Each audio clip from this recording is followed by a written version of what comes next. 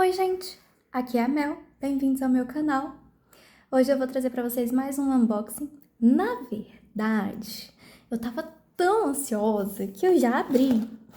Eu não resisti, então assim, já tirei assim o plástico, né, agilizei um pouquinho as coisas, tirei aqui o adesivo que tava segurando, mas eu vou mostrar aqui pra vocês que kit mais fofinho que é esse conjunto Festa de doces, que eu tava muito curiosa por conta dessa canequinha aqui, que vem com um café, um cappuccino, tá vendo? Com os desenhos dos bichinhos, e também esses cupcakes, que tá fofinho demais em forma de coelhinho, e esse daqui em forma de ursinho, tá vendo?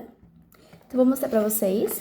Aqui do lado, mostra as miniaturinhas que vem nesse conjunto. Do outro lado, a festinha, né? As criaturinhas do Sylvanian Families sentadinhas aqui, curtindo a festa. E desse lado de cá, uma fotinha bem fofinha que eu tô pensando em recortar depois e aproveitar num mini café, quem sabe? E é isso. Espero que vocês gostem. Quem quiser continuar acompanhando os meus vídeos, não se esqueça de se inscrever. Vamos lá?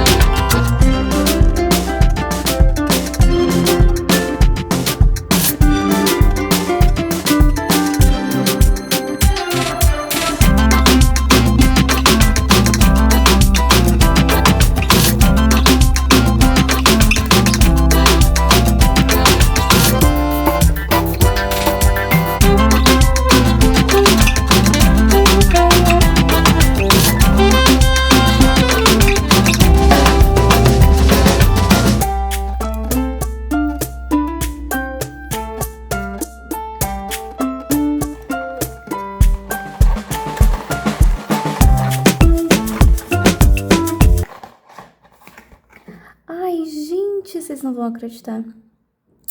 Eu deixei a outra cadeirinha lá na minha outra casa. Eu esqueci de colocar ela aqui dentro. Nossa, eu tô muito chateada. Mas a gente vai seguir com o vídeo porque eu tô ansiosa pra mostrar pra vocês essas miniaturinhas. Então, espero que vocês me perdoem. Mas, assim, é igual, tá? Tem mais uma cadeirinha fofinha que fica no meu outro ateliê, mais bagunçado. E aqui é mais unboxing, coisas arrumadinhas fofinhas, que vocês curtem aí esse fundo lindo das minhas outras casinhas.